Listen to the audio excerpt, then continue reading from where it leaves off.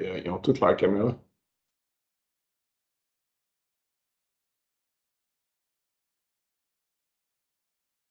Alors, bonjour tout le monde. Je me nomme Louise Lauzon et il me fait plaisir, en tant que représentante du Centre Franco, de vous souhaiter la bienvenue à la formation La science démystifiée. Avant de commencer, nous allons vous demander d'éteindre vos caméras et également vos micros afin de pouvoir sauvegarder la bande passante. Donc, si jamais au cours de la formation ou de la présentation, votre micro ouvre, juste peut-être le vérifier pour s'assurer qu'il est bien fermé. Alors, nous vous remercions de la confiance que vous donnez au Centre franco-ontarien pour vos besoins en matière de formation professionnelle. Le Centre franco remercie le ministère de l'Éducation de l'Ontario pour le financement qui rend ces formations possibles. Nous vous prions de bien vouloir remplir le formulaire de présence. Je vais mettre le lien immédiatement dans la boîte de clavardage. Alors, vous pouvez remplir le tout et je remettrai ce lien-là à quelques reprises durant la formation. Alors, je remercie M. Martin Brouillard d'avoir accepté d'offrir cette formation. Avant de lui céder la parole, je vous rappelle que la formation est enregistrée et que les enregistrements seront disponibles sur le site du Centre Franco sous peu. Un rappel de fermer vos micros si ce n'est pas encore fait. On entend encore des gens. Si vous avez accès à la boîte de clavardage probablement, vous pourrez poser vos questions à ce moment-là. Vous ne devriez pas avoir accès à votre micro ni à votre caméra, vu le grand nombre de personnes qui sont inscrites. Moi, je la remets sur tout. C'est ça, mais au début, je suis comme, ça va prendre trop de temps. Je vais juste, si quelqu'un qui réfléchit, je vais mettre en dessous. J'ai juste arrêté quelques secondes pour m'assurer que les micros étaient bien fermés. Alors, si vous n'avez pas accès à la boîte de clavardage, c'est sans doute parce que votre conseil scolaire a bloqué la possibilité de discuter avec les personnes de l'extérieur de votre conseil.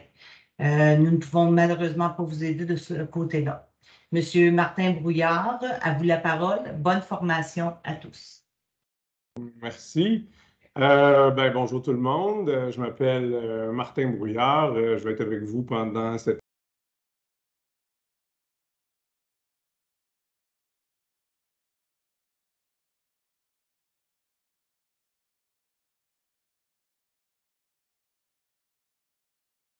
Désolée, il y a quelqu'un qui a fermé votre micro, monsieur. Oui, on m'a mis sur mute, Louise. Donc, c'est ça. Regardez, je vais commencer par vous dire que voilà, c'est la première fois que je fais un atelier virtuel devant des pas de caméra, même si j'apprécie de voir un visage passer de temps en temps. Je vous rappelle qu'il faut fermer vos caméras pour sauver la bande passante. Fermer votre son également. Donc, je disais que c'était la première fois que je faisais ça. J'ai déjà fait de l'enseignement à l'université en mode début de pandémie où on était une cinquantaine. Ça allait quand même assez bien. J'étais sur Zoom. Fait que voilà, je vous le dis tout de suite en passant, première fois avec Team, première fois avec les outils que je vais essayer. Je ne sais pas, là. Puis là, il y a Louise qui est là, pour nous supporter techniquement parlant. Voilà, ça ne sera peut-être pas 100 heures techniques, mais on va essayer de faire avec. Alors, on va commencer. Là, Louise, est-ce que tu es toujours là? Bon, j'imagine que vous voyez ma présentation avec ma face à côté. Je n'ai pas vraiment de contrôle là-dessus. Je ne sais pas si vous le voyez. Est-ce que quelqu'un peut juste me dire, peut-être m'écrire, vu que j'ai retrouvé ma voix? Oui, fantastique. Bien, merci. Bon. Donc, la première diapo, c'est le petit mot de bienvenue. Bienvenue à cette activité-là là, qui porte sur... je ne sais pas trop, moi, on m'a demandé de venir vous parler de science. Je ne sais pas si tout votre journée porte là-dessus, mais la mienne, ça va être ça.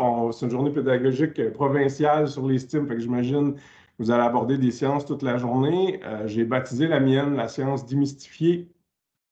Parce qu'il y a beaucoup de mythes entourant ça. Je vais vous parler de moi dans quelques instants. Là, au moins, vous voyez mon nom. C'est déjà ça, c'est le titre. On va démystifier les sciences ensemble, mais on va clarifier ça dans pas longtemps. J'avais préparé une diapo pour les présences, mais Louise m'a informé il y a quelques minutes que vous n'aviez pas à cliquer sur ces liens-là, que Louise va les mettre dans votre clavardage, puis elle va les mettre à des, je sais pas, elle m'a dit régulièrement tout au long de la présentation, puis il va y avoir un autre pour la fin. Fait qu'elle m'a dit de ne pas gérer ça, donc je vais passer par-dessus ça. On va rentrer dans le gras de la présentation. La science démystifiée. Je vais me présenter. Je suis donc Martin Brouillard. Je suis communicateur scientifique. Je suis le cofondateur des neurones atomiques. Vous avez fort probablement pas entendu parler de moi ni des neurones atomiques parce que j'habite à Montréal. Je vis dans la province de Québec. Mais donc, les neurones atomiques, ce qu'on fait, c'est des ateliers de sciences en milieu scolaire dans les écoles primaires de la région Montréal et autour. Je fais ça depuis 2004, mais avant ça, j'étais enseignant. Donc, j'ai enseigné 5 ans au primaire. J'ai enseigné en 6e année, en 3e année, en 4e année. J'ai fait ça pendant 5 ans. J'étais permanent. J'aimais vraiment l'enseignement, mais à un moment donné, je me suis rendu compte que ce que j'aimais le plus, c'était les sciences. Puis il n'y en avait pas assez dans ma programmation. Mon frère, à l'époque, faisait la communication scientifique à son nom. Puis on a décidé en 2004 de joindre nos forces. Lui, l'animateur hors pair, extrêmement rigoureux scientifiquement, puis moi, le pédagogue didacticien, pour offrir un service qui allait donner un coup de pouce aux enseignants. Donc, ça fait depuis 2004 qu'on aide les profs à faire leur science dans leur classe et surtout ne pas la faire à leur place. C'est important de le dire. Et depuis quelques années, je suis également chargé de cours à l'UQAM et je donne, c'est pour ça cette diapo-là, le cours de didactique de la science et technologie au préscolaire primaire. Que j'ai rebaptisé, et c'est pour ça que la science démystifiée, c'est le nom de mon atelier, la didactique de la curiosité. La raison est simple, c'est qu'il y a plein de mythes qui entourent la science au primaire. Les gens ont une idée souvent qui n'est pas si proche de la réalité, une vision très élitiste de ce que c'est, qu'il faut tout savoir, il faut tout comprendre, il faut tout contrôler, bref, une distance avec les sciences en général, qui n'est pas différente de ce qu'on trouve en société. Là. Les gens ont tendance à se distancer beaucoup de la science, puis de dire que ce n'est pas quelque chose qui fait partie de leur vie, ils ne sont pas très scientifiques. C'est pour ça que dès le début, quand je donne ce cours-là à l'UQAM, je rebaptise ça didactique de la curiosité, et on me l'a dit avec l'expérience, il y a comme déjà une couche de stress qui diminue. Alors, l'heure et demie qu'on va passer ensemble, ça va être sous plus ce thème-là, comment est-ce qu'on peut faire de la science au primaire, que ce soit agréable, avec peut-être une autre vision. Je ne connais pas la vôtre, on va regarder ça tantôt. On part avec cette prémisse-ci que faire des sciences au primaire, c'est génial parce que, et c'est ce que je constate, même à mes débuts en enseignement, quand on dit à du monde, à des enfants même de maternelle, on leur dit hey, on va faire de la science aujourd'hui, tout le monde s'excite, on a des youhou, puis quand on leur demande ben, c'est quoi faire des sciences, ben, ils lèvent les épaules en l'air, puis ils disent je sais pas trop, mais c'est comme si de façon très, très, très naturelle, ils savaient que ça allait être intéressant. Ça, c'est le constat qu'on fait avec les enfants très jeunes. Et l'autre constat, et c'est pas moi qui le dis, il y a quand même une couple d'études qui se sont penchées sur le sujet, c'est qu'il y a une décroissance constante de l'intérêt pour les sciences, de la maternelle jusqu'à la 6e année.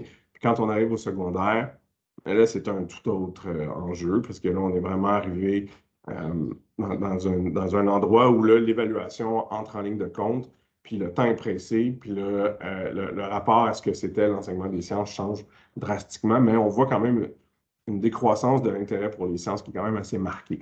L'idée, c'est de dire, bon, ben, une fois qu'on sait que jeunes, ils aiment ça, mais comment est-ce qu'on peut nourrir leur intérêt pour les sciences, puis d'essayer de faire en sorte que ça ne perdure pas.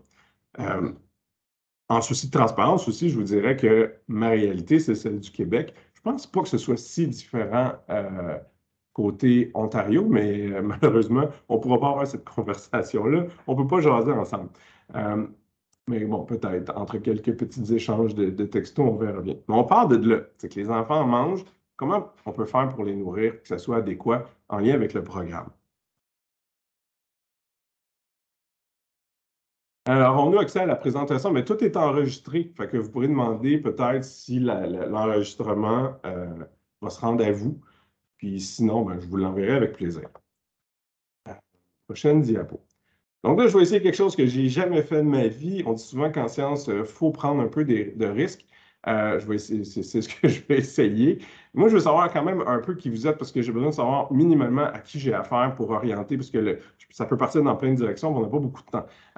Fait que j'ai deux questions que je veux vous poser dans un petit sondage que je vais faire à l'instant. Si vous n'avez jamais été si vous n'avez jamais utilisé Menti, ça s'appelle Mentimeter, c'est un logiciel de sondage. Fait que vous prendre votre téléphone, vous pouvez vous ouvrir un onglet apparemment sur votre ordinateur, puis aller à www.menti.com et vous utilisez le code qui est écrit là. Puis voilà, vous répondez à, je ne sais absolument pas ce que ça va donner si tout le monde se met à écrire leur réponse, mais ça va me permettre de mieux lire que si ça s'en va sur le côté dans le chat. Fait qu'essayez ça, voir si ça marche, puis vous me direz, allez-y, allez sur menti.com. J'ai fait le test hier, ça fonctionnait bien avec des amis. Fait que, on va voir comment ça se passe avec vous. Et là, all right, ça marche. Poche de stress qui vient de diminuer.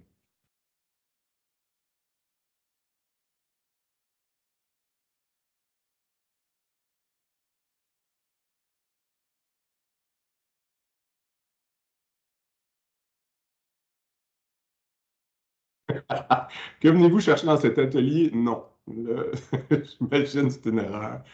De l'inspiration, des idées, des trucs, des activités intéressantes. C'est le fun, je peux descendre. C'est vraiment génial cette affaire-là. L'inspiration, l'engagement des élèves. Vous voyez tout ce que je vois, j'imagine. Fait que c'est vraiment cool.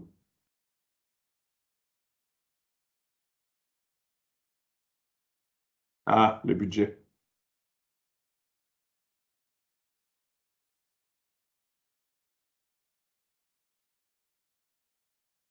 Ils sont dynamiques, c'est intéressant.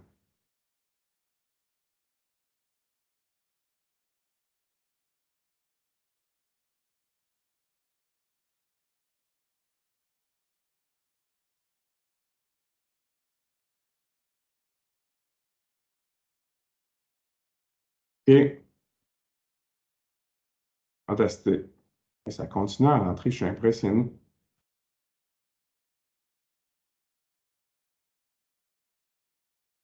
Le matériel indispensable.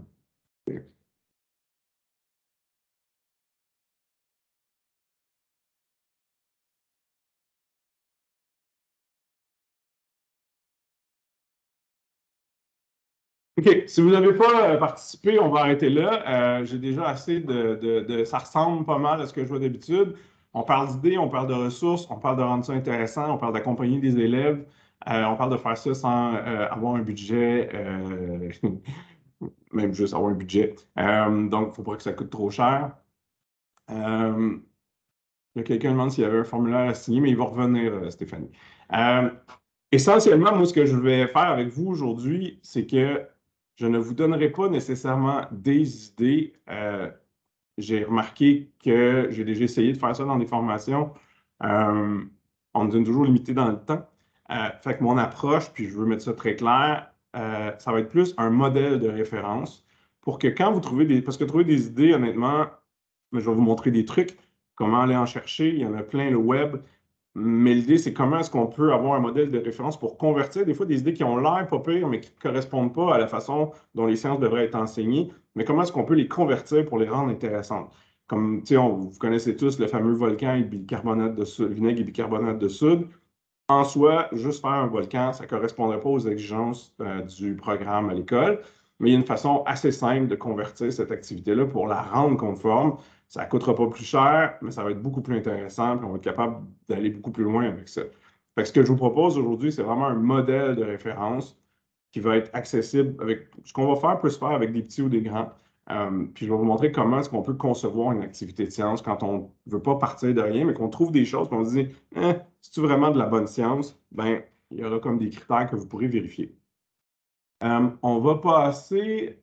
Je serais curieux de connaître aussi votre rapport aux sciences. Il y en a qui en ont un peu glissé quelques mots là, dans les commentaires par rapport à ce que vous cherchez ici. Mais ma prochaine diapo dans Menti, je vais avoir plus d'input sur vous et les sciences. Une question que je pose toujours aux gens, d'habitude, quand je le fais en vrai, je mets les gens devant moi, puis, puis après ça, je leur demande de se positionner devant moi, de jaillir les sciences à j'adore ça. Là, je ne peux pas vous avoir devant moi, mais j'ai un petit questionnaire ici où je vous demande c'est quoi votre relation avec les sciences. Fait que la première, c'est j'ai une relation positive et saine avec la science.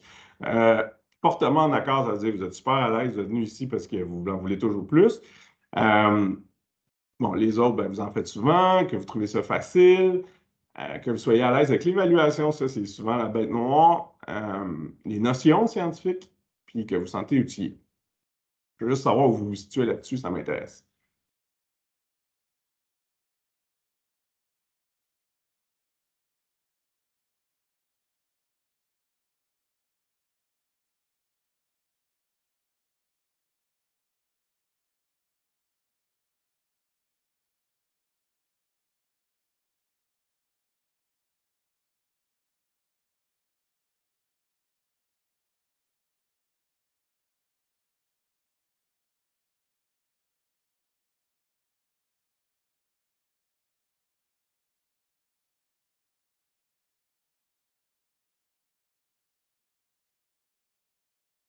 Non, déjà 30 personnes qui ont répondu. On s'était rendu à une 45 tantôt, fait que je vais vous laisser encore un petit peu de temps.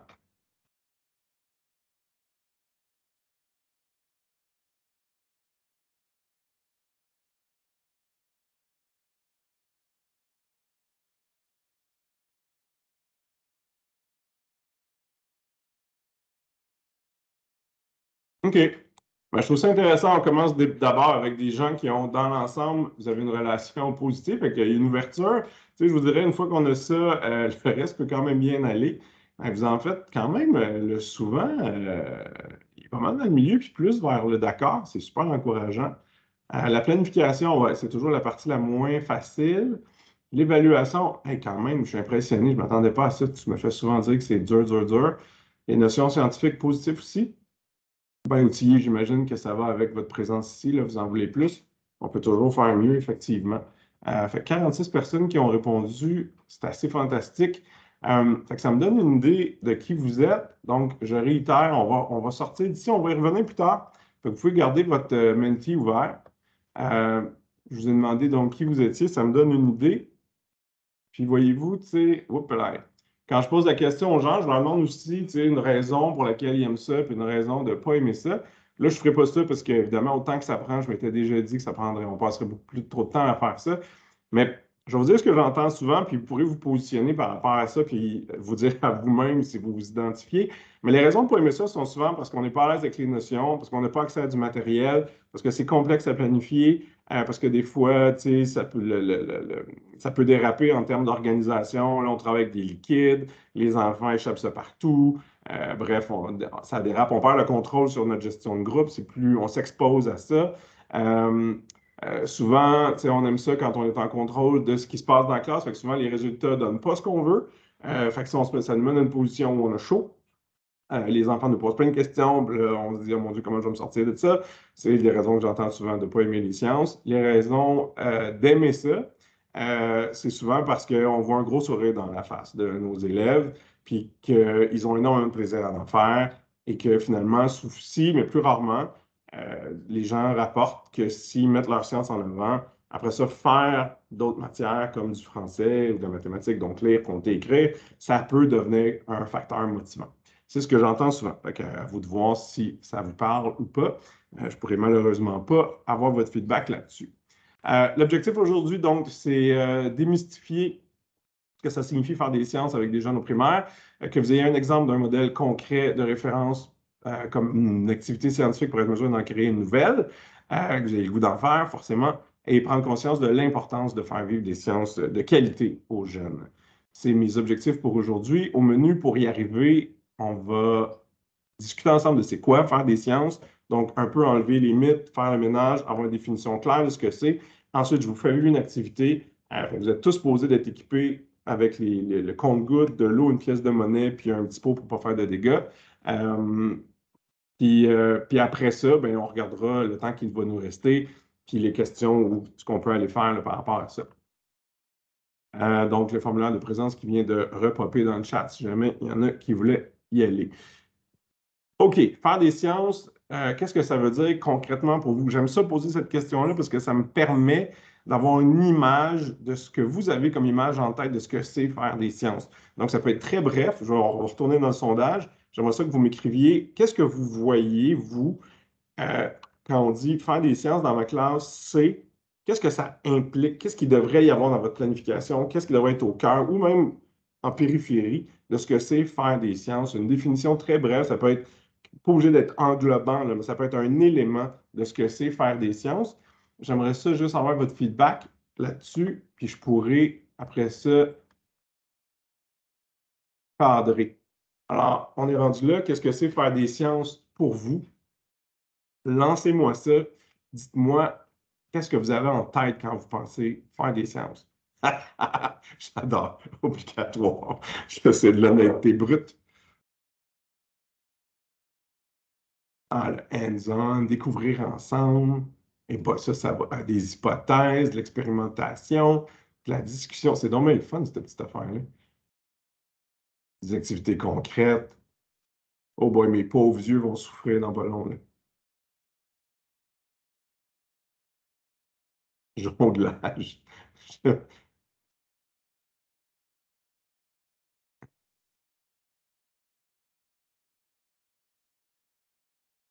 Et c'est intéressant que expérience se situe en plein centre et ne bouge pas. J'aurais voulu faire une affaire de même que je ne serais pas arrivé. Comme un réseau conceptuel vraiment intéressant.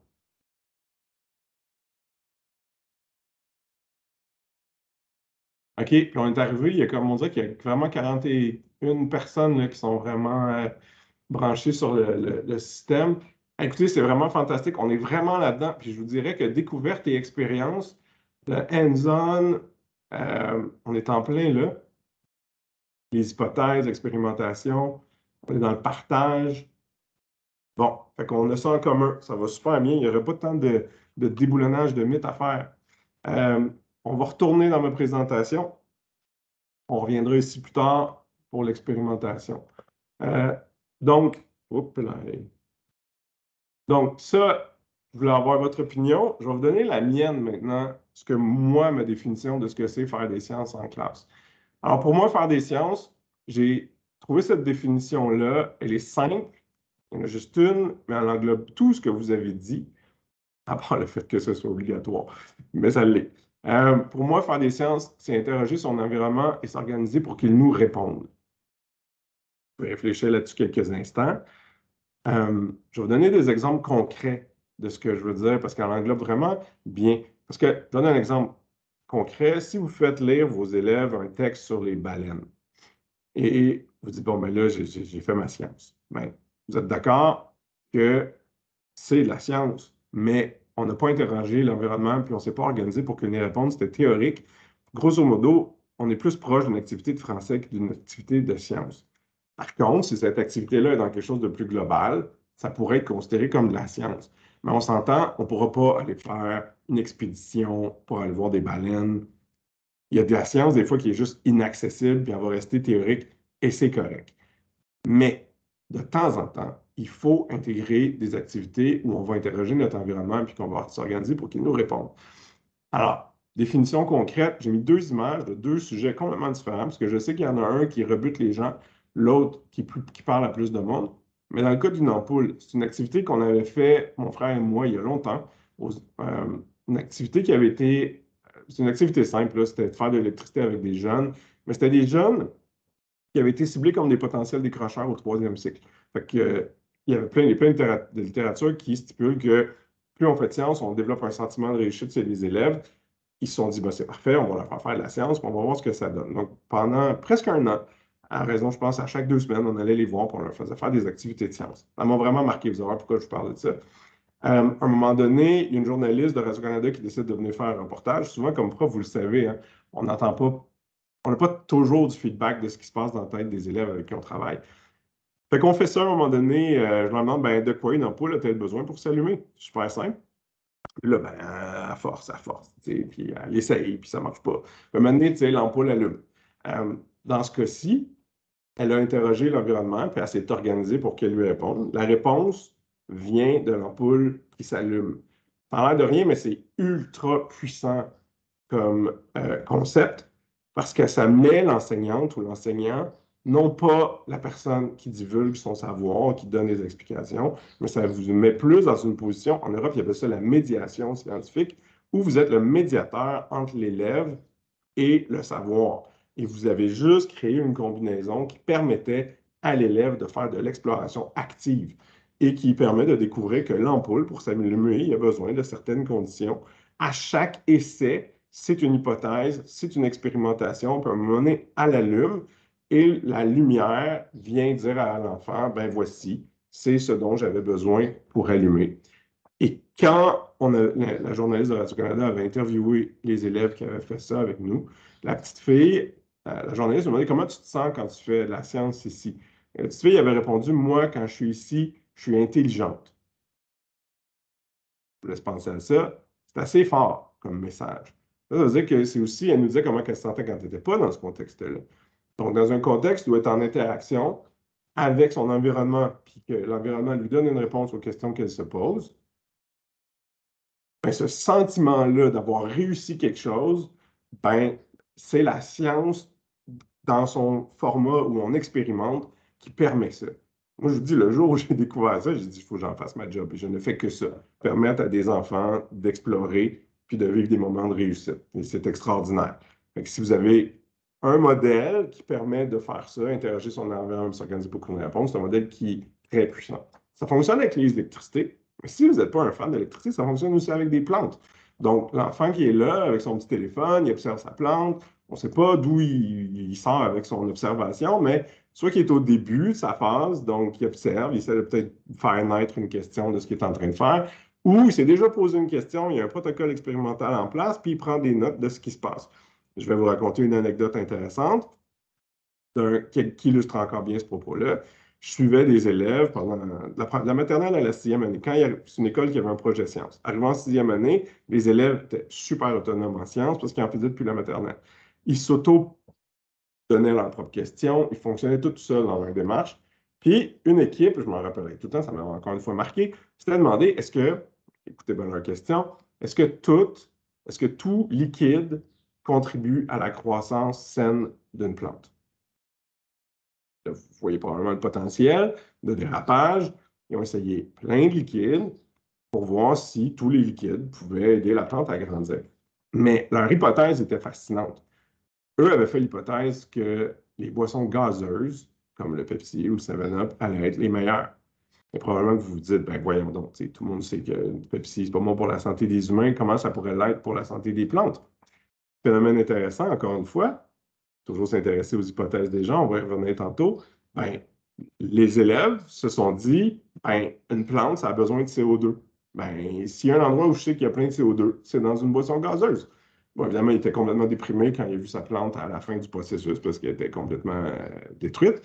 Il y a plein d'autres affaires dans ces boissons gazeuses que du fameux CO2. Mais on est mais c'est la plante, encore une fois, qui donnait sa réponse. La plante qui est verte, qui est pimpante, qui est solide, en train de dire, je ne sais pas ce que tu m'as donné, mais clairement, c'est ce que j'avais besoin pour être en forme et en santé. La plante qui brunit, qui jaunit, qui se liquéfie, elle lui dit clairement, ben, ça n'allait pas, je ne peux pas croître dans ces conditions-là. Donc, c'est très puissant de faire de la science quand vous pouvez interroger l'environnement et s'organiser pour que tout est là-dedans. Interroger, ça veut dire qu'il y a une question. S'il y a une question, ça veut dire qu'il y a eu une observation. L'environnement, ça veut dire que c'est concret. Organiser, ça va impliquer un protocole, une recette, une façon de faire, du matériel, une procédure et une réponse, donc avoir des résultats à analyser. Tout est là. Alors, la prochaine fois que vous faites une activité de science, demandez-vous est-ce que je suis en train d'interroger l'environnement et de pouvoir m'organiser pour qu'il nous réponde? Si la réponse est oui, ben, vous êtes déjà bien avancé. Si la réponse est non, ben, peut-être que votre façon de faire de la science elle sera à réviser. Quelqu'un me dit qu'il y en a pas. Je regarde les petits. Ça va. On va passer à l'étape suivante. Et en plus de ça, pour moi, faire des sciences, c'est prédire plus qu'expliquer. Parce que souvent, on peut se mettre bien de la pression pour expliquer des choses. Je ne sais pas si vous connaissez l'émission Génial qui joue au Québec, où il y a Martin Carly, Stéphane Bellavance. C'est super intéressant. La démarche scientifique est au cœur de cette activité-là, mais à la fin, Martin Carly arrive, puis il explique à tout le Québec en 1 minute 30 un phénomène, puis tout le monde fait Ah, ben c'est se mettre cette pression-là quand on enseigne, ça peut être intense. Alors, des fois, je me dis, c'est pas tellement toujours le rôle de l'enseignant du primaire de faire ça, mais il y a mais l'importance peut être beaucoup mise sur l'hypothèse. Regardez, je vous ai parlé, j'ai devancé ma diapo. Ça, c'était le CO2 dont je vous parlais tantôt. Mais prédire devient vraiment fascinant. Quand on pose une question, puis on laisse les enfants essayer de prédire ce qui va se passer, surtout les tout jeunes. La citrouille n'est pas là pour rien, c'est l'Halloween bientôt. C'est une activité qui est faite par une prof. Je vais peut-être avoir le temps de vous montrer la vidéo plus tard. Nathalie, qui enseigne en maternelle, que je suis depuis des années, elle, à chaque Halloween, elle amène une citrouille. Et la première question qu'elle leur pose, c'est qu'est-ce qu'il y a à l'intérieur d'une citrouille? Et là, les enfants, ben, c'est extraordinaire. Genre, ben, des bonbons, des chandelles, et ça part dans toutes les directions et c'est craquant. Après ça, ben, elle dit OK, mais comment on va faire pour vérifier vos hypothèses? Ben, ils disent on va l'ouvrir. Puis là, elle l'ouvre, ça se trouille. Puis là, ils découvrent qu'il n'y a pas. C'est génial, l'émission. C'est à Télé-Québec, si je ne me trompe pas. Ils ont même des ressources en ligne pour les enseignants. Il y a même, je pense, du matériel même pédagogique. Donc, ça citrouille, elle passe à travers toute la démarche scientifique. On va aller voir, elle l'ouvre, là, il n'y a pas de bonbons, il n'y a pas de chandelle, il y a des enfants catastrophés qui ne comprennent pas, qui refusent, puis elle s'est déjà fait dire par un enfant, mais c'est à cause elle n'est pas bonne. Puis là, Nathalie a dit, écoute, j'ai pas un budget de 45 citrouilles là, pour comme tout prouver hors de tout doute raisonnable qu'il n'y a pas de bonbons, tu demanderas à tes parents, mais elle fait l'exercice et c'est extrêmement divertissant. Elle fait une autre activité avec une autre citrouille où elle demande est-ce qu'une citrouille, ça flotte? Évidemment, c'est extrêmement lourd. La plupart des enfants vont dire mais non, c'est lourd, ça va couler cette affaire-là. Et elle le met dans un bac d'eau et ça flotte. Ou encore une fois, les jeunes sont comme ils ne comprennent pas, qu'est-ce qui se passe, comment c'est possible. Fait que là, ben, elle envoie tout un processus, puis encore une fois, comme si on a la chance de voir la vidéo tantôt, je pense que oui, avec le temps qu'on a. Vous verrez, il y a comme une petite fille à la fin dans la vidéo, j'ai été les filmer, je trouve ça bien trop cute. Ils massacrent la citrouille. Ils sont comme, OK, on la coupe, on fait un trou dedans, elle va couler. Là, ils veulent, là, il y a cette espèce de défi elle flotte, mais il y a sûrement moyen de la faire couler, puis on va trouver comment. Puis à un moment donné, ben, à la fin, il n'y a rien à faire, là, ça flotte jamais, parce qu'il y a plein d'air à l'intérieur, c'est un peu ce qu'ils comprennent. Puis Nathalie, elle arrête là, mais ils sont souvent juste dans la prédiction. OK, mais on va faire ça, puis il va se passer ça. OK, on essaye ça, il va se passer ça. Puis Nathalie, ben, elle s'exécute. Évidemment, vous aurez tous compris que Nathalie ne fournit pas de couteau et de citrouille à tous ses élèves de maternelle. Alors, ça aussi, on va en discuter. Comment est-ce que des fois, c'est mieux de partager arriver avec des élèves de 6e année qui peuvent tout faire de façon autonome, mais quand on les prend plus jeunes ou avec moins d'expérience, ben, comment on peut nous prendre comme enseignant une partie du processus, puis de déléguer à un moment donné différentes parties. On y reviendra. Mais donc, prédire plus qu'expliquer l'importance des hypothèses, c'est capital, vous allez le faire tantôt. Puis je dis aussi qu'il faut être attentif au moment, ah ben gadon, puis ben voyons donc qu'est-ce qui se passe. Ça a l'air nono dit comme ça, mais souvent en science, ça ne se passe pas comme on avait prévu. Il se passe des choses, puis au lieu de se dire, ben voyons donc, je n'en fais plus jamais, là, c'était pas ça qu'il avait dit qu'il allait se passer, mais au lieu de se dire ça, puis de fermer ça, on peut se dire, ah ben gadon, qu'est-ce qui se passe? Qu'est-ce qui vient de se produire là? Pourquoi ça n'a pas donné? Et c'est là souvent que la vraie science a le lieu, au moment où on se pose des questions authentiques. Et souvent, ça donne des choses intéressantes. C'est ça, ben voyons donc, c'est pas ça que j'avais prévu. C'est des moments qui sont magiques avec les enfants. Juste là, il y a une question qui vient d'arriver. Le nouveau curriculum, comment partir des domaines pour faire des activités et garder des traces? Parfait, je vais répondre à ça tantôt. On va regarder votre nouveau curriculum qui est super intéressant en passant. Alors, pour moi, c'est ça, faire des sciences. Donc là, on a une définition plus claire de ce que c'est. Ce que je veux que vous reteniez absolument, c'est que ça ne vous met pas dans une position où vous devez détenir tout le savoir et tout contrôler. C'est vraiment un rôle plus de médiateur et il faut absolument passer par la démarche d'exploration active. C'est son nom officiel là, au Québec dans la documentation. Je ne sais pas ce que vous retrouvez, mais vous, dans votre programme que j'ai été lire, les mêmes mots se retrouvent à peu près là. Le concept est le même. Il faut passer à travers une démarche. Et j'aime bien celle de Chris Hadfield qui dit ben, pour moi, la science, c'est juste la curiosité que tu as mis dans un cadre formel. C'est juste ça. Et c'est ce que c'est pour mon frère et moi. On n'a ni un ni l'autre des formations en sciences. On est des didacticiens, des pros de l'animation. On a toujours, depuis qu'on est jeune, été curieux. On s'est juste dit, ben, on va donner un cadre pour notre curiosité de rigueur.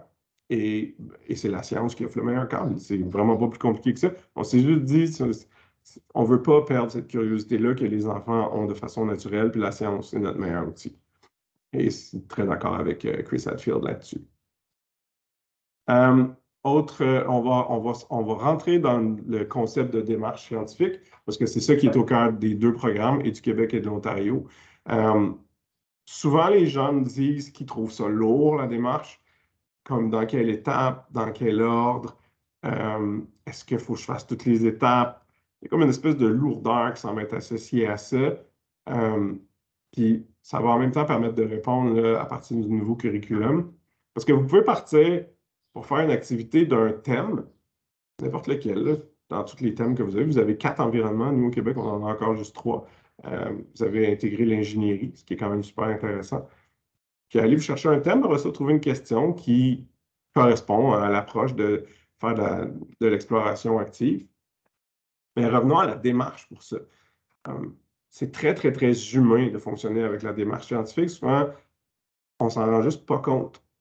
C'est ça qui nous différencie des ours, des aigles et des fourmis. Parce que si vous avez déjà regardé des documentaires animaliers, c'est des loups, c'est comme fantastique. Toute l'organisation sociale, politique des fourmis. On peut être émerveillé par le monde animal, mais on ne verra jamais, je ne sais pas si vous connaissez ces fourmis-là qui sont capables de transporter des feuilles qui font comme genre plusieurs fois leur poids, d'une organisation ultra structurée, mais vous ne verrez jamais une de ces fourmis-là arrêter en plein milieu puis se dire mais qu'est-ce que je fais là puis pourquoi? C'est juste pas ça que les animaux font. Mais c'est ce que nous, les humains, faisons tout le temps. On n'arrête pas de se poser des questions. Des fois, c'est existentiel. Déjà, c'est comme, mais pourquoi le ciel est bleu? Parce que moi, je sais pas, c'est compliqué, on continue, on fait d'autres choses. Mais on se pose constamment des questions, on fait constamment des hypothèses. Mais souvent, on va comme arrêter ça là parce qu'on a d'autres choses à faire, on a d'autres préoccupations. Mais ce qu'on fait en démarche, on le fait naturellement. Je vais vous montrer un exemple très concret tantôt. Si vous avez la chance de tomber sur ce livre-là, qui est un auteur québécois qui s'appelle Louis Marchildon, L'effet science, comment la démarche scientifique a changé notre vision du monde. Moi, je l'aime beaucoup. J'en fais lire une partie à mes étudiants. Je trouve qu'il amène vraiment quelque chose de très terre-à-terre sur la place de la science dans notre société puis le rôle que l'école peut jouer. Évidemment, il y a des chapitres voués à ça, mais j'aime bien sa définition simple quand il dit que la science prend sa source dans la curiosité, un trait irréductiblement humain.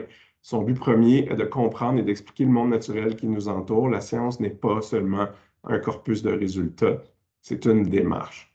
Et je pense que les gens des programmes et au Québec et en Ontario se sont inspirés de ça. C'est-à-dire, oui, il y a un curriculum avec des notions, mais il y a surtout une démarche qu'il faut qu'il soit présente, pas juste donner des notions. Voilà, puis c'est de la curiosité. Et c'est ça qu'il faut stimuler chez les gens. Exemple concret. Vous arrivez chez vous, votre plante a l'air de ça. Étape numéro 1, observation. Vous vous dites, bon, ça y est, ma plante est morte, elle ne va pas bien. Question. Vous vous posez la question, mais que s'est-il passé? Pourquoi est-elle dans cet état-là? Vous faites une hypothèse, toujours fondée sur ce que vous savez comme information à partir du sujet. Fait que soit vous savez que vous l'avez oublié de l'arroser, soit vous savez que, je ne sais pas, moi, votre taux d'humidité est faible, il est trop élevé. Bref, vous accumulez de l'information le plus possible pour formuler votre hypothèse, qui peut être, par exemple, ben, elle manque d'eau. Je pense qu'elle a juste manqué d'eau.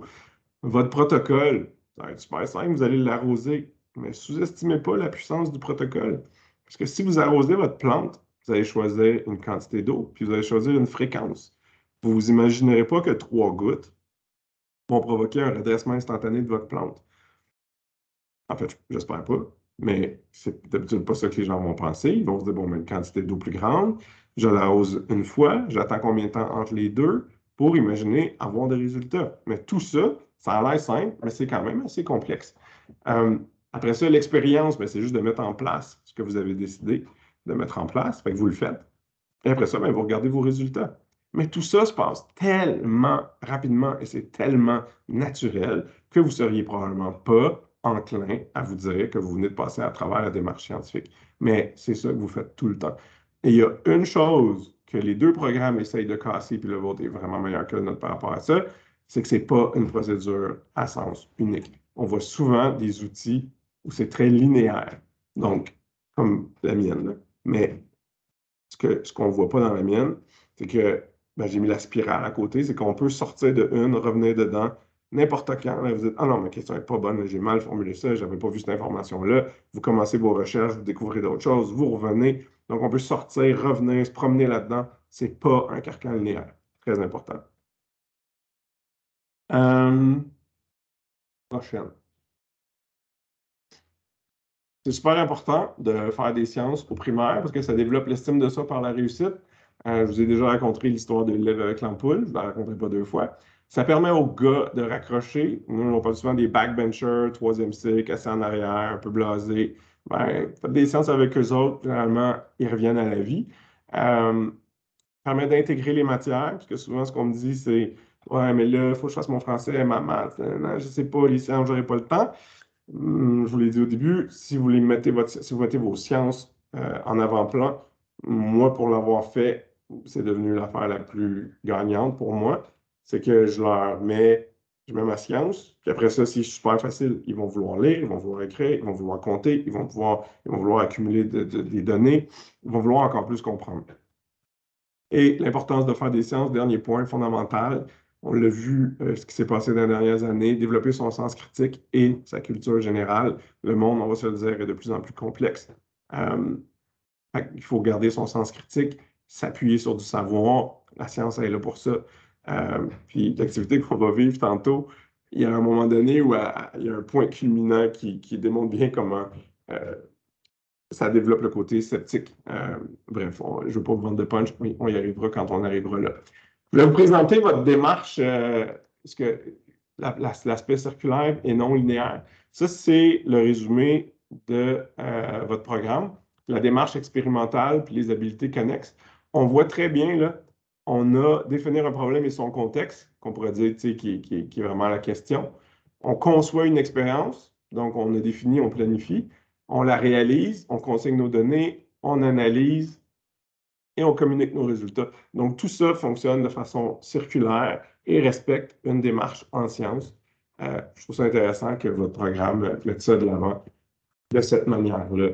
Fait que là, on a vraiment l'esprit de la démarche scientifique. Vous l'avez dans le domaine d'ingénierie aussi.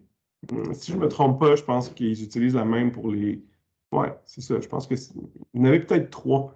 Une qui va plus vers l'information, je pense. Mais ça, je vous laisserai aller. Ils se ressemblent énormément, de toute façon, mais c'est à peu près le même dessin avec des petits changements de mots entre les deux. Fait qu'on va rester dans le cadre de ça pour notre activité qu'on va vivre ensemble. Alors là, pour l'activité de modelage, voici ma question. Vous allez peut-être la trouver étrange, mais ne la sous-estimez pas. Les bonnes questions sont souvent celles qui engendrent une espèce de petit défi. Puis surtout, il faut que la question déclenche la démarche. Alors, la question est la suivante. Combien de gouttes d'eau peuvent tenir sur une pièce de monnaie avant que ça ne déborde? Je vais vous laisser partir. Et là, vous devriez noter probablement que dans votre cerveau, en ce moment, il se passe plein de choses. Vous avez des chiffres qui viennent. Vous avez probablement des explications du pourquoi. Vous avez peut-être même probablement des questions qui vous assaillent, oui, mais beaucoup plus qu'on pense. Merci Stéphanie. Mais là, c'est ce qu'on va voir. Là, je vais vous guider tout au long de la démarche. Ouais, ça, c'est la question. Je pense que vous allez vous en rappeler. J'ai fait un cahier de l'élève que j'ai tiré d'un outil que j'ai co-créé avec des conseillers pédagogiques Commission scolaire de Montréal qui s'appelle le planificateur des sciences, qui est vraiment pas au point. Là, ça a manqué de financement. Mais moi, je m'en sers tout le temps pour aller fouiller dans mon programme. Évidemment, il ne sera pas adapté à vous. Mais il fait des petits cahiers de l'élève assez faciles. 2 minutes, vous avez un cahier. Je vais vous montrer de quoi il a l'air. Vous répondez à des questions dans l'outil, puis il vous génère automatiquement un cahier de l'élève avec la question, des petites photos que vous pouvez changer. Fait que ce que je vais vous encourager à faire, c'est vous inspirer de ça. Vous n'êtes pas obligé de faire un cahier, là. Vous pouvez juste comme, noter la question, puis répondre sur une feuille blanche, là. Mais vous allez avoir besoin de papier et crayon quand même. Donc, on résume. Voici ma question. Combien de gouttes peuvent tenir sur une pièce de monnaie avant que ça déborde? Ça, c'est votre question. Dites-vous les idées initiales et les hypothèses. Donc, je pense que je peux faire tenir autour de, et là, ça prend un seul chiffre. J'ai vraiment dit autour de. Fait que ça peut être juste autour de. Et je le pense parce que. Donc, vous vous rappelez de mon histoire. Pour vous montrer le lien.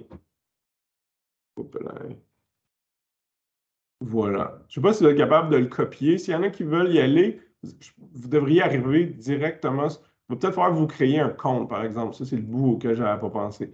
Mais vous pouvez vous copier ça, puis vous le mettre quelque part si vous voulez. Parfait. Quelqu'un a pris sa photo.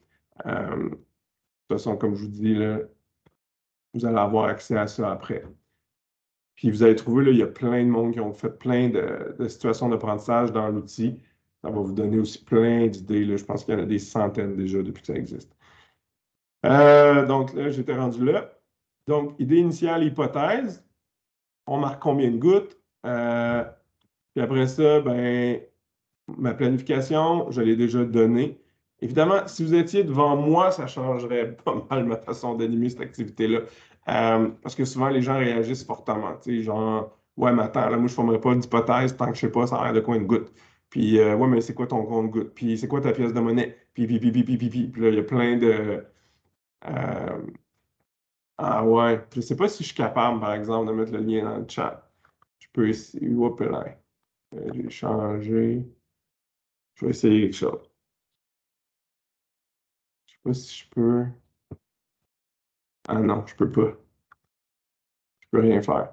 Hey, merci, Stéphanie. Quel service incroyable. Ça, c'est de l'entraide.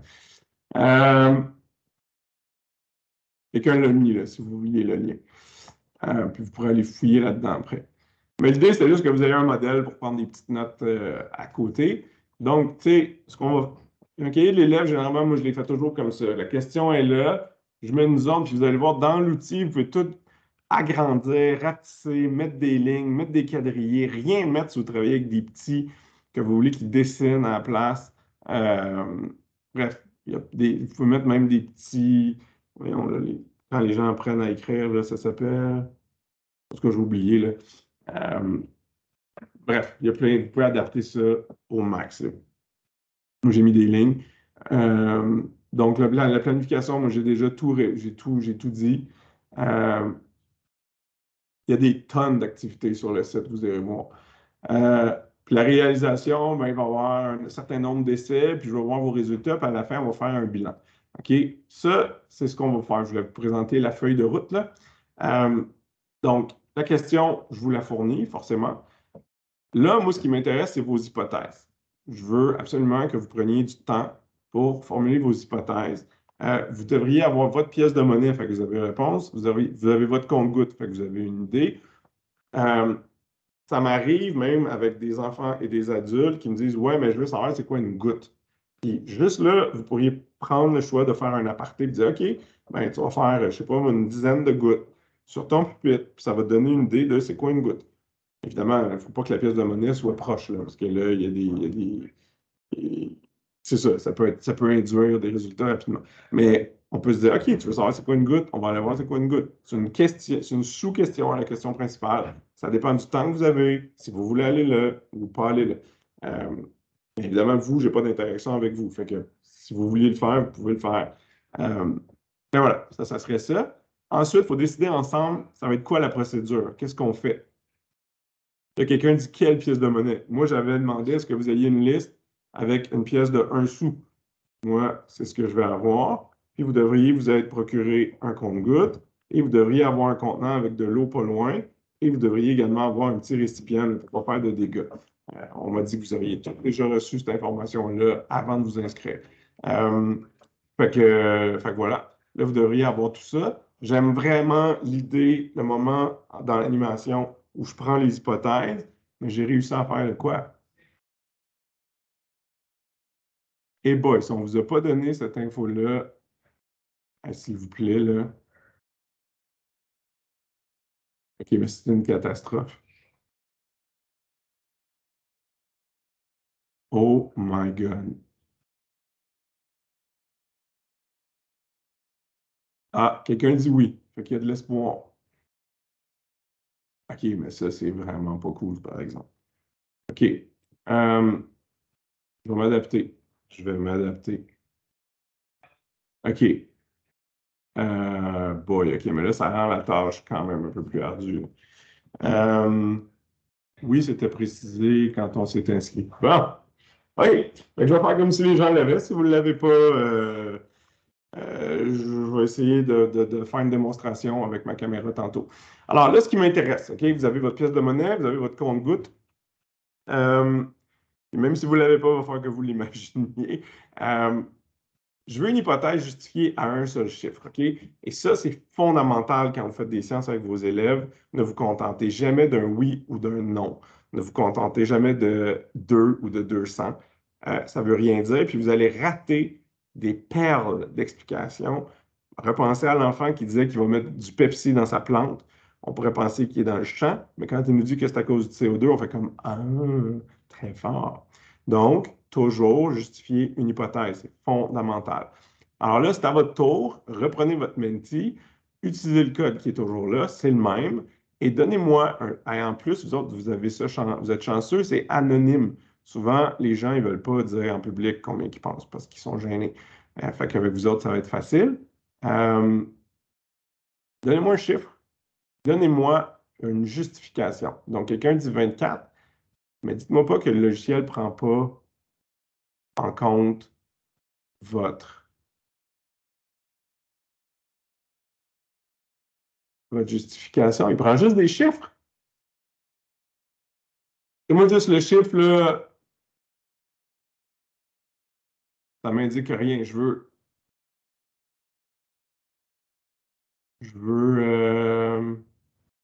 Ah, bon, ça marche. Non, non, non, les chiffres, là, pas bon.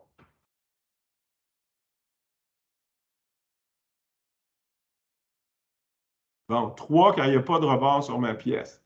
Toutes les autres, là, vos chiffres, 10, la tension permet d'en mettre plusieurs, mais la surface est quand même limitée.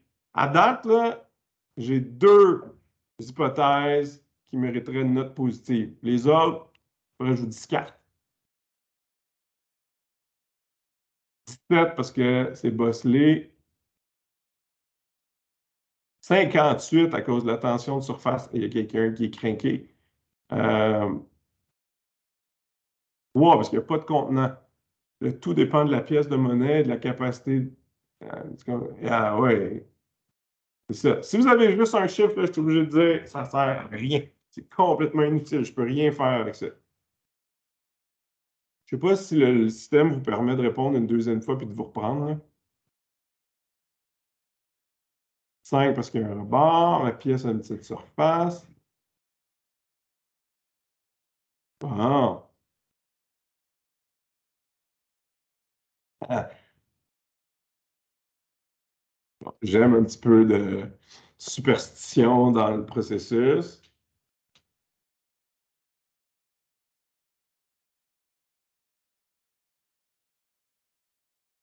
C'est intéressant. Il y en a qui modifient à cause de la grosseur de la pièce. Quelqu'un fonctionne avec un 5 sous, l'autre qui est avec une scène noire, évidemment. Bon, voyez-vous, là, déjà, là, c'est intéressant ce logiciel-là parce que ça me permet de voir ceux qui ont mis des chiffres. Probablement que c'est des gens dans des formations qui ne parlent pas. Là, ça me permet de dire non, non, non, non, ça ne pourrait pas passer. Je continue à lire. Bon, tu vois ça, j'aime ça.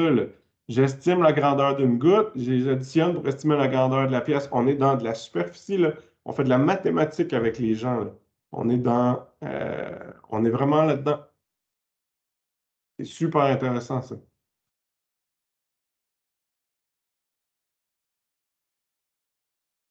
OK. Bon, là, on a nos hypothèses. Et là, on va retourner. Ah, 30 gouttes sur ma scène noire. Ouais, mais ça ne me dit pas pourquoi. Si je n'ai pas de pourquoi, si j'avais à vous évaluer, si vous étiez mes élèves, je dirais tu recommences. Ça ne me dit rien. Je ne peux rien faire avec une hypothèse qui est juste un chiffre.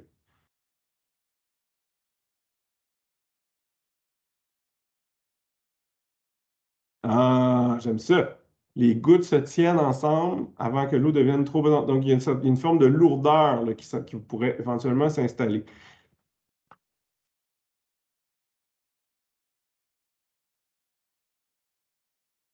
Ben, en tout cas, André, c'est le but de l'opération. Moi, cette activité-là, je la fais avec mes élèves pour faire de l'enseignement explicite de la démarche.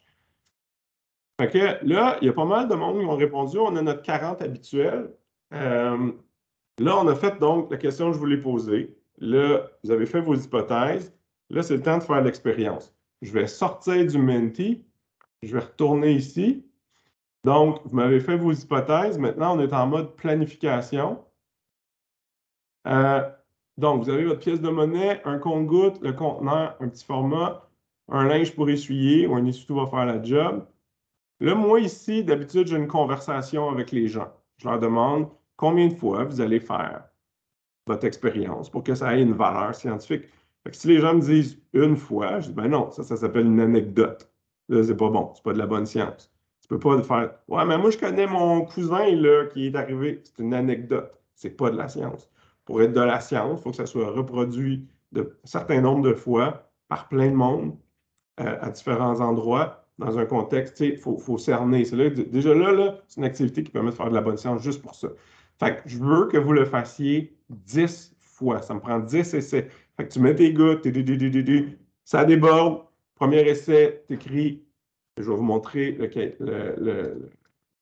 juste ici. Là. Moi, je veux voir dans la réalisation, on a ce que je fais, et c'est numéro 1. 2, vous allez jusqu'à 10. Et ce que tu découvres, tu marques ton résultat. Et notez toutes les observations que vous allez faire. Ah, un moment donné, j'ai fait ça, puis il est arrivé ça. Marque-le. Tout le temps, tout le temps, tout le temps. Là, ne changez pas de côté de la pièce de monnaie pendant. Parce que vous changez une variable, ça change le résultat. Si vous voulez changer quelque chose à un moment donné, faites-le après les 10. Puis après ça, notez vos observations, puis vous pourriez à la fin essayer de commencer à peut-être formuler une explication. Mais là, on se concentre sur 10 essais, tu notes, tu observes tout ce que tu peux observer de ce que tu vois. Et si à la suite des 10, vous voulez essayer de changer quelque chose, faites-le, notez, et ça va être ça. Euh, Moi, je vais vous laisser 10 minutes seul pour tout faire ça. Donc, il est -5, on se reparle, je m'en vais nulle part, là, mais on revient ensemble à E5. Donc, amusez-vous, explorez, faites vos 10 essais, notez tout ce que vous pouvez. Vous pouvez faire des dessins si ça vous tente, notez des nouvelles questions si ça vous tente. Et après ça, on essaiera de voir qu'est-ce qu'on peut mettre en commun. Fait que 10 minutes, s'il y en a qui veulent aussi aller chercher de l'eau, ou faire une petite pause, prendre une petite marche, levez-vous, 10 minutes de science, c'est parti. Puis je vais suivre mon écran. Si vous avez des questions, vous pouvez me les poser.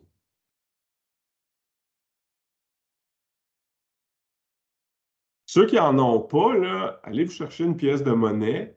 C'est pas obligé d'être un compte-gouttes fancy, là. Ça, c'est un compte-gouttes de pharmacie. Mais vous pourriez essayer de verser un petit peu d'eau avec votre doigt, tremper votre doigt, les gouttes vont tomber. Ça va être long, là. Mais ça va quand même, vous êtes capable de faire ça. Ça prend un peu d'eau et une pièce de monnaie. Prenez pas un fouche-fouche à dinde, là. Ça va pas marcher. C'est un peu intense. Ah oui, si vous avez un compte Gust de dépistage de COVID, c'est excellent.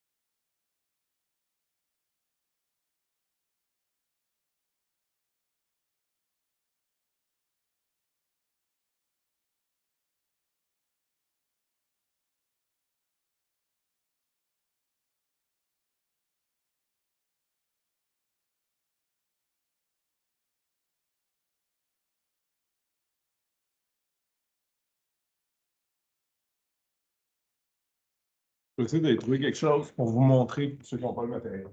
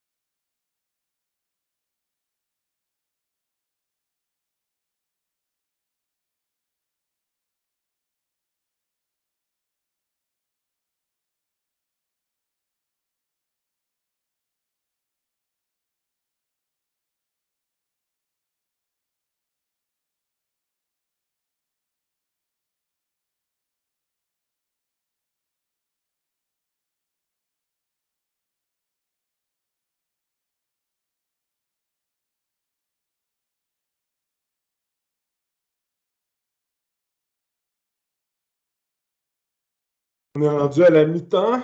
Il reste 5 minutes. Comme je vous dis, 10 bons tests. Observez le plus de choses que vous pouvez. Le temps.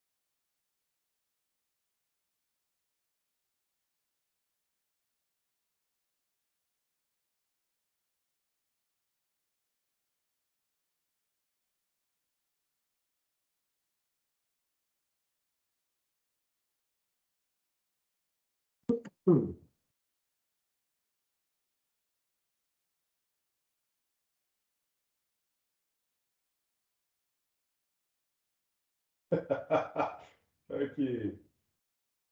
André Blanchette, très divertissant. Merci pour ça.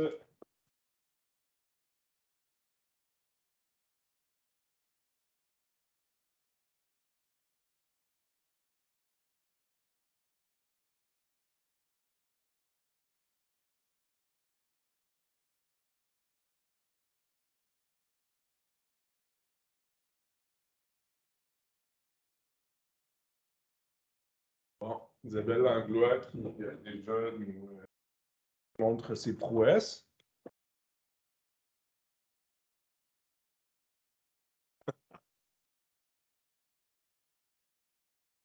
Bon, mais je dois vous avouer, c'est la première fois depuis que je fais ça que les gens ont des pièces de monnaie différentes.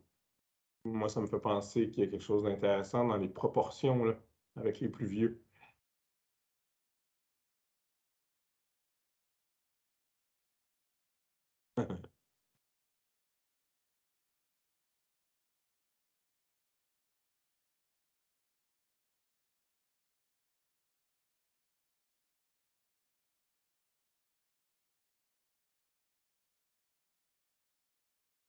Maryse qui fait déjà des hypothèses là, pour essayer de comprendre les résultats. On est vraiment dans de la science, là.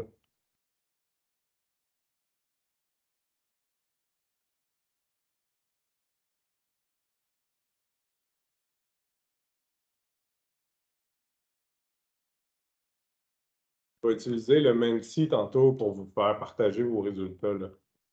On va pouvoir regarder ça avec beaucoup de données accumulées.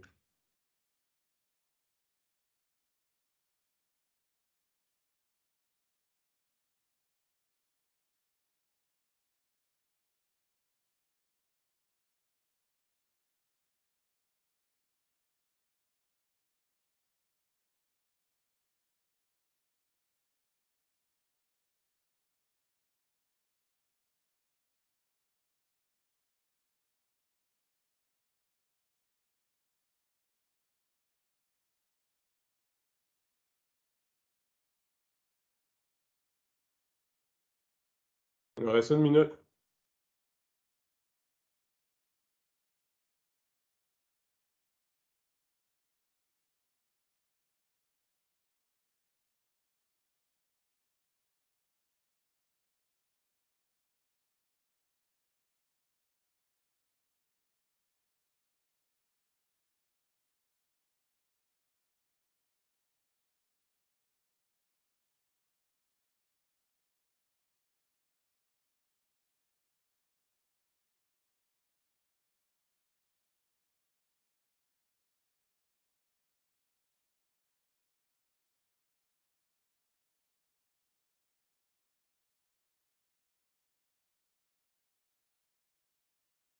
Ouais.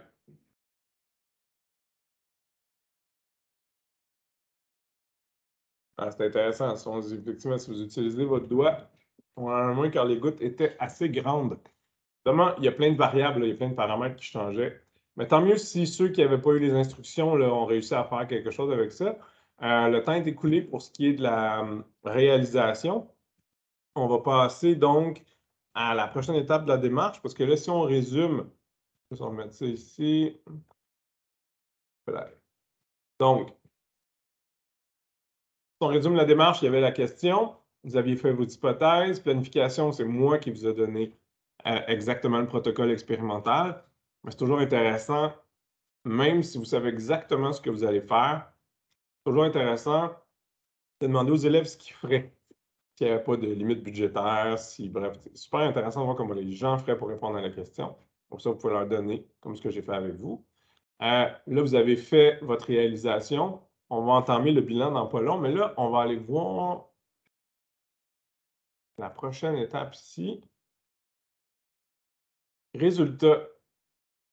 Dans vos 10 essais, quel a été le moment où vous avez eu le plus de gouttes? Fait que ce que je veux voir, c'est votre record de gouttes maximum atteint. Allez-y, je veux voir vos chiffres.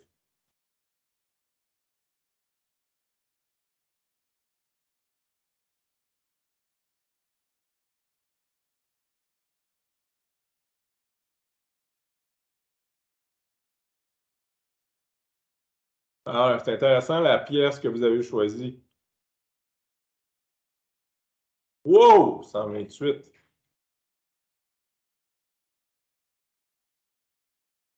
Sur 128, je serais curieux de savoir c'était sur quoi.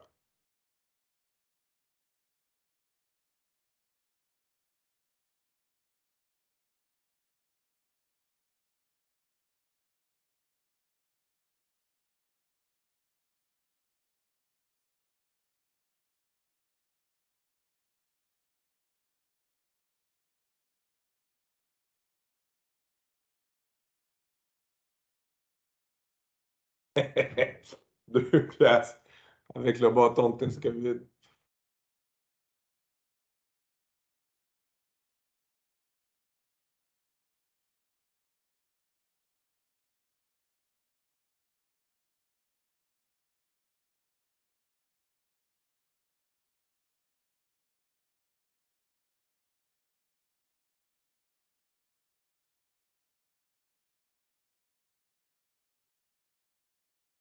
Désolé pour le bruit de fond. Je ne sais pas si vous l'entendez, mais...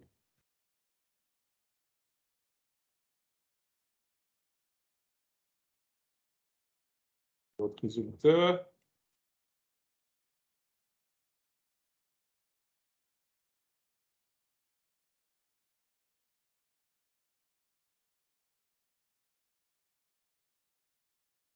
Bon, évidemment, je vais peut-être avoir moins de résultats s'il y en a une partie d'entre vous qui n'aviez pas le matériel. Fait que je ne vais peut-être pas attendre bien longtemps, mais on voit que c'est assez varié. Il y a quelques variables d'ailleurs qui doivent expliquer certains chiffres que là, on ne voit pas. Ce que je vais faire avec vous, là, c'est que je vais vous donner le genre de commentaires que je vois souvent ou que j'entends souvent quand je fais l'activité, et avec des enfants et avec des adultes. Quand on regarde les chiffres de façon générale, tout le monde est impressionné de voir la différence entre les deux. Ça, c'est un des buts et des aspects fun et ludiques de cette activité-là, c'est qu'on est bien surpris. Mais après ça, comment on l'explique? C'est là que ça devient intéressant. Et de surtout voir toutes les variables que les gens notent. Par exemple, la hauteur à laquelle vous placiez votre compte-gouttes pour que ça tombe sur vos pièces de monnaie. Est-ce que c'était la même? Est-ce que c'était constant? Est-ce que vous avez remarqué que plus vous étiez près de la pièce, plus il y avait de gouttes? Et que plus, à l'inverse, vous étiez haut, plus ça éclaboussait et qu'il y en avait moins? Est-ce que l'angle du compte-gouttes avait une incidence? Est-ce que l'état de votre pièce avait une incidence? Est-ce que la température de l'eau peut avoir une incidence? J'ai déjà fait ça dans un congrès, cette activité-là, les gens se sont garochés dans le café pour faire un test avec du café puis de l'eau avec de la glace. Ouais, c'était bien drôle. Ça a semi-dérapé. On a eu bien du fun. Bref, c'est intéressant de s'intéresser aux variables. Il y en a plein. Et de les noter. Après ça, qu'est-ce qu'on me dit d'autre aussi? Ah, quand quelqu'un arrive avec un 128, là, évidemment, s'il y en a qui sont un petit peu compétitifs dans votre gang, c'est souvent là qu'on a des hey. Puis, tu sais, quand je vous disais tantôt, c'est une belle activité pour parler du scepticisme. Là, on est arrivé à deux reprises. Une fois dans un congrès d'enseignants, puis c'était tous des profs, puis une fois avec des élèves. La plus drôle, c'était vraiment avec un élève de troisième année qui avait atteint comme 101 sur sa pièce de 1 sou. Tout le monde avait la même pièce, tout le monde avait le même compte-gouttes. Tout le monde avait à peu près 23, 24 gouttes. Des fois, tu sais, 30. Lui, il a eu 100. Et là, tout le monde était comme, ben voyons donc, t'as triché. Évidemment, c'est là que la phrase d'Yvon Deschamps a popé. Ils n'ont pas juste dit on veut le savoir, on veut pas juste le savoir, on veut le voir. Alors, tout le monde voulait savoir comment le petit gars a fait pour avoir 101 gouttes. Et là, il a dû le refaire devant tout le monde. Pauvre petit pou, il en shakeait. Parce qu'évidemment, il se remettait en doute, mais il avait quand même compris que plus il était proche, plus il était capable d'en déposer. Sauf qu'à un moment donné, il a poussé sa loque un peu loin. C'est qu'il descendait tellement proche de sa pièce de monnaie. Je ne sais pas si je vais être capable de vous montrer ça. L'idée, c'est d'y aller doucement comme ça. Et puis, il avait compris que plus il allait proche, versus ça, ça fait pouf, ça revole partout, mais lui, il allait vraiment proche, que ça fonctionnait. Sauf qu'il allait tellement proche qu'à un moment donné, les gens le regardaient faire, puis ils étaient comme, oui, mais c'est la même goutte. T'arrêtes pas de reprendre la même goutte. Ça monte, ça descend, ça monte, ça descend. Lui, il était parti pour l'infini. Mais ça a fait rire tout le monde. Mais tout le monde a finalement compris que quand tu arrives avec une aberration, quelque chose qui est vraiment hors du commun, ben, il y a toujours une bonne explication. Généralement, il faut juste se donner la peine de chercher puis de reproduire l'expérience. Ça amène une leçon intéressante dans le domaine des sciences, cette activité-là, juste pour ça. Comme la personne là, qui a marqué 128, là, moi j'aimerais bien ça savoir comment il a fait son compte. Il y a sûrement une explication. Mais c'est vrai que les gens qui ont une dextérité plus fine vont l'avoir. Merci Marie, ça me fait plaisir, content. Euh, puis Isabelle qui est comme 75, mais c'est une petite, comme pour s'excuser de la performance. Fait que voilà, fait que ça, c'est ce qu'on voit ici là, dans vos pièces. Là, pour le fun, est-ce que vous êtes capable de me mettre la séquence où vous avez eu le moins de gouttes? Je vais vous dire pourquoi je veux ce résultat-là. Allez-y, donnez-moi une coupe de chiffres, là. L'essai où vous avez eu le moins de gouttes.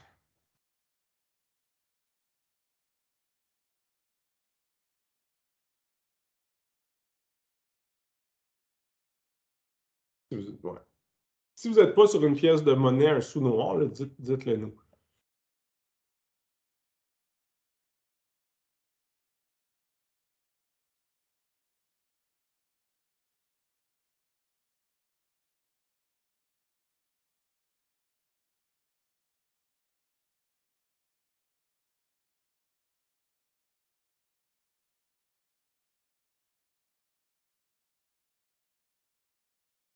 quand même. Hein. Trop haut, trop vite. J'aime ça, des explications. C'est toujours plus le fun quand il y a du gras autour.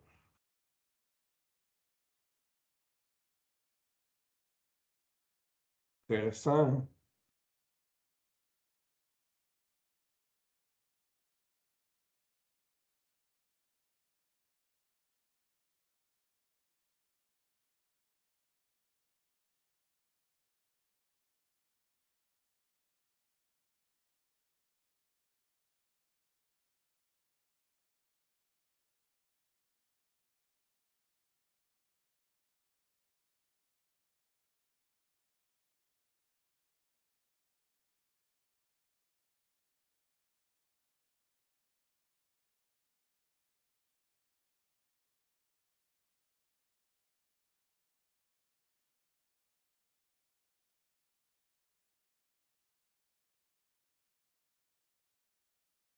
Ah, quelqu'un qui a juste pu le faire une fois.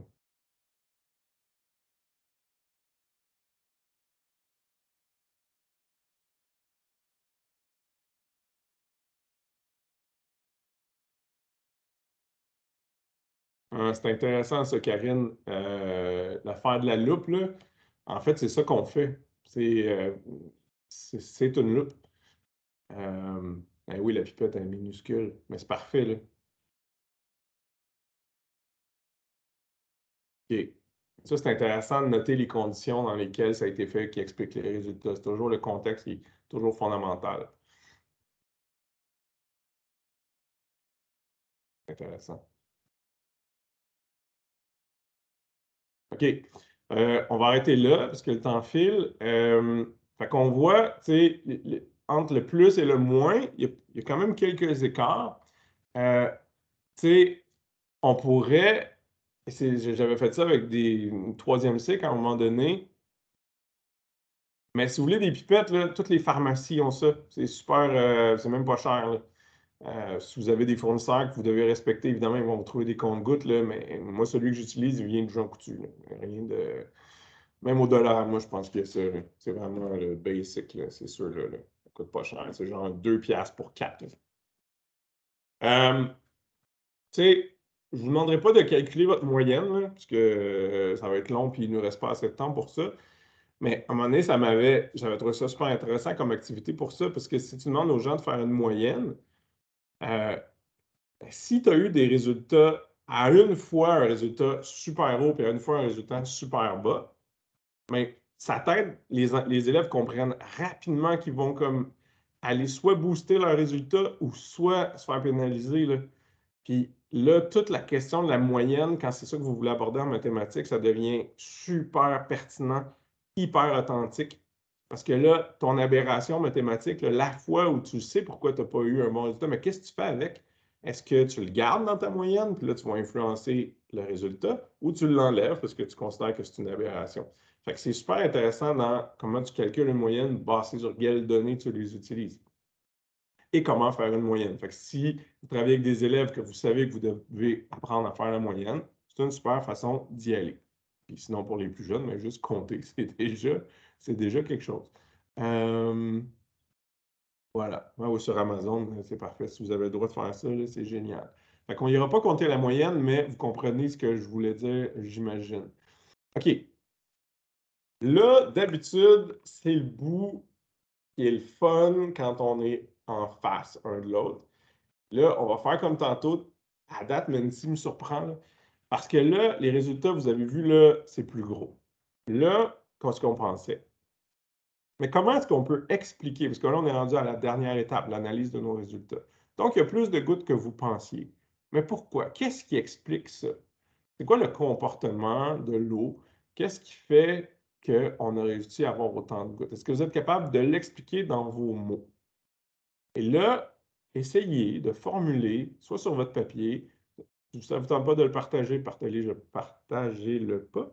Mais si vous avez envie de partager une explication, n'est pas obligé d'être fondé, là. C'est juste, on fait une proposition d'explication scientifique. J'ai hâte de vous lire. Essayez de me dire dans vos mots pourquoi il y a tant de gouttes qui rentrent sur une pièce de monnaie. Comment vous expliqueriez que tant de gouttes se tiennent ensemble comme ça, quand ça déborde? Ce qui est plate de ne pas être en présentiel, c'est que vous ne pouvez pas me dire ce que vous avez vu, toutes vos observations. Ça serait trop laborieux de faire ça, mais basé peut-être sur vos observations. Gênez-vous pas, là. Il n'y a personne qui écrit à date. Peut-être parce que vous êtes gêné. Sinon, je peux aussi enchaîner, là, si dans une minute, il n'y a rien. Ouais, c'est là que c'est le plus difficile.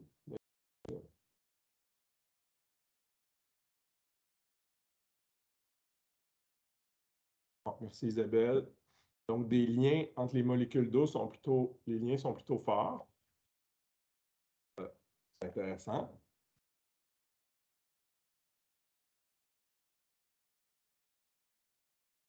Et ça aussi, c'est intéressant. Une pièce de monnaie qui a un rebord va en retenir plus. La tension de surface qui fait que les gouttes ne débordent pas. Je vais demander de définir c'est quoi la tension de surface. Merci de votre générosité, j'aime ça vous l'aider. Comme si les force d'attraction entre les particules. Ah oui, des élèves qui diraient que la goutte a avalé l'autre goutte. Ben oui, s'il y en a qui ont observé ça, évidemment, c'est ça qu'on voit quand on dépose. L'inverse peut être aussi vrai si vous avez observé ça quand tu arrives proche de la dernière ou des fois quand tu tombes vite, là, il y a des gouttes qui rebondissent.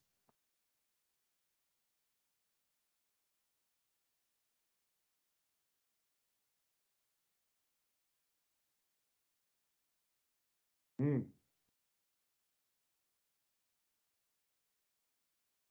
Ok, c'est bien intéressant de vous lire.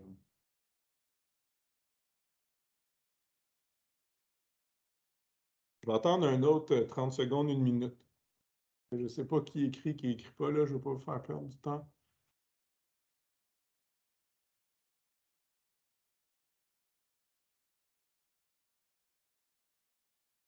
Hmm.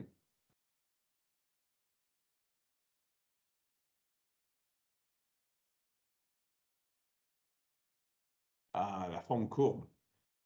Attendez que quelqu'un en parle.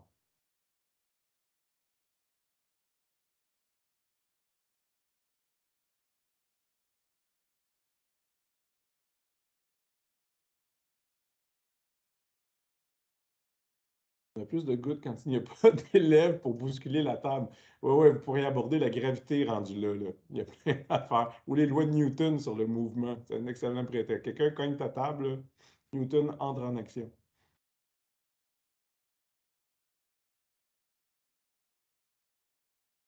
OK. C'est super intéressant, vos affaires. Fait que là, on peut arrêter là. Fait que voyez-vous, là, puis là, tu sais, pour l'avoir fait souvent avec des enfants, même des jeunes, là, des petits poux, là, des premières années maternelles, là, je peux vous dire ce que moi j'entends. OK? Le plus cute, honnêtement, que j'ai entendu, puis je l'entends souvent, c'est que les enfants, les tout petits, vont dire que c'est comme si les gouttes faisaient des colleux. Et c'est comme si les gouttes ensemble, on les met, puis là, ils se collent ensemble, ils se font des petits colleux. Puis là, à un moment donné, ben, ils ne peuvent plus se tenir ensemble. Les petits colleux, ils se cassent. Si on est arrivé comme à la limite de ce qu'ils étaient capables de faire. Fait que ça, c'est les mots d'enfant. On pourrait parler de tension de surface, mais ce n'est pas obligatoire. Votre job de prof est fait en tant que médiateur. Vous avez permis à des enfants d'être en contact avec un phénomène physique de la vie de tous les jours.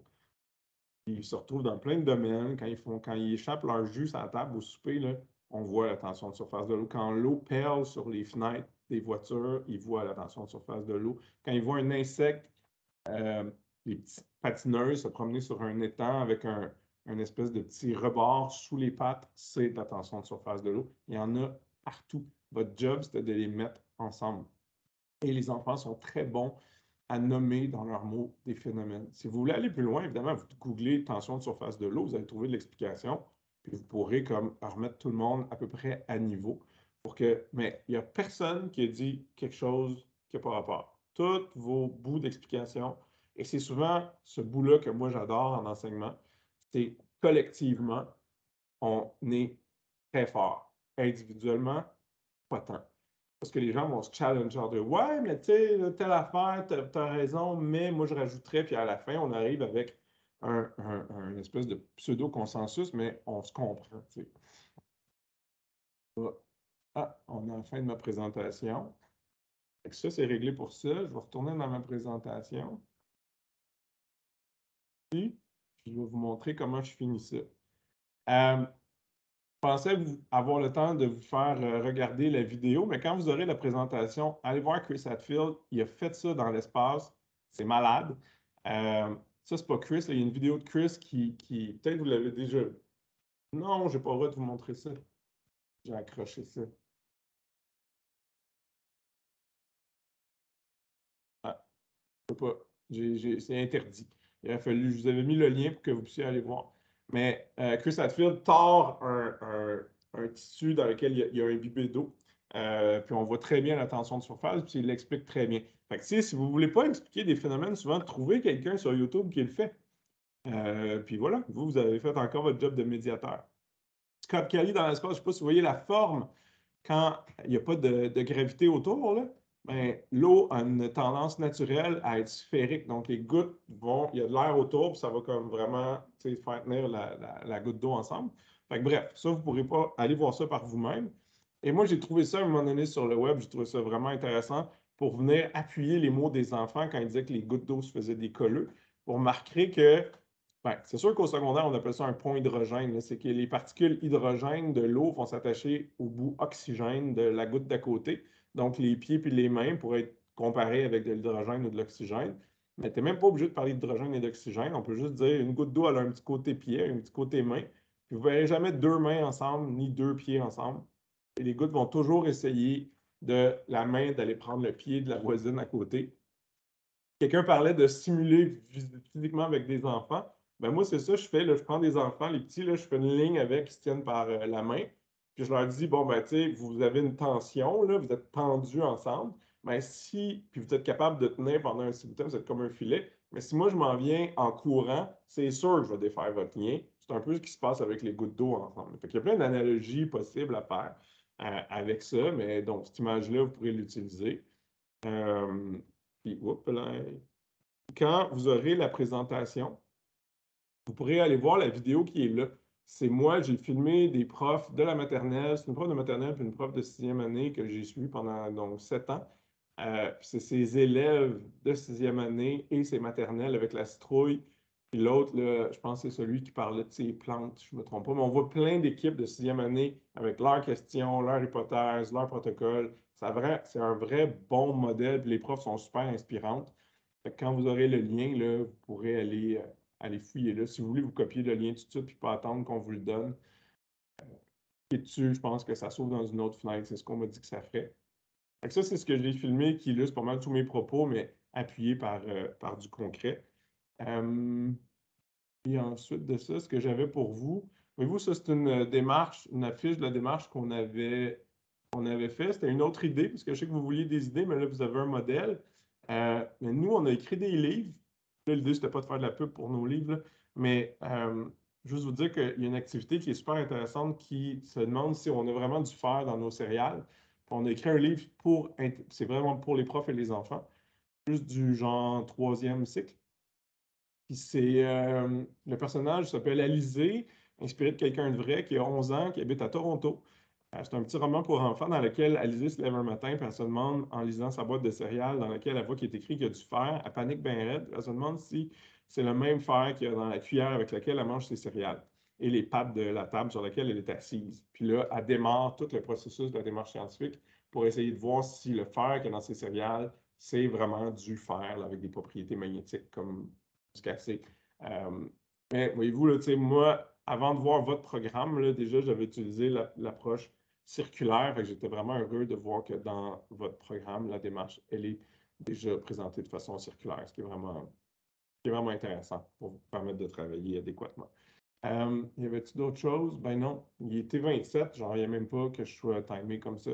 Il y avait plein d'affaires que j'aurais prévues pour vous si jamais j'avais été trop vite, mais j'ai réussi à tout couvrir ce que je voulais couvrir. J'espère que vous avez trouvé ça intéressant. J'espère que le modèle va vous servir de référence parce que je terminerai en disant que allez voir les débrouillards, allez voir Instagram, il y a plein d'affaires. Le web regorge de petites expériences. Malheureusement, ils ne sont pas contextualisés dans une vraie démarche authentique d'exploration. Avec le modèle que je vous ai donné, donc, est-ce qu'on est en train d'interroger la science parce que c'est elle qui nous répond? Bien, je souhaite que ça vous aide. Vous avez un bon programme en Ontario qui est exactement dans cet esprit-là. Puis je vous terminerai en disant, le plus important, c'est que vous ayez du plaisir, que vous exploriez avec vos élèves, puis que c'est ça, que ça se fasse dans le bonheur et l'allégresse. Fait que je vous souhaite beaucoup de plaisir en sciences, tout le monde. Puis merci d'avoir été présent, même de façon virtuelle. Merci, M. Brouillard. Alors, je remercie les participants et participantes et spécialement Martin d'avoir partagé son expertise avec nous aujourd'hui. À la fin de cette formation, on vous demande votre opinion parce que votre opinion est importante pour nous. Donc, je vais mettre dans le clavardage un lien pour un sondage de satisfaction qu'on vous demande de compléter. Ça prend juste quelques minutes là, si vous en avez la chance. Alors, merci beaucoup à tout le monde. Merci, M. Brouillard, et bonne fin de journée pédagogique. Merci. Merci. Fait que moi, Louise, je peux quitter.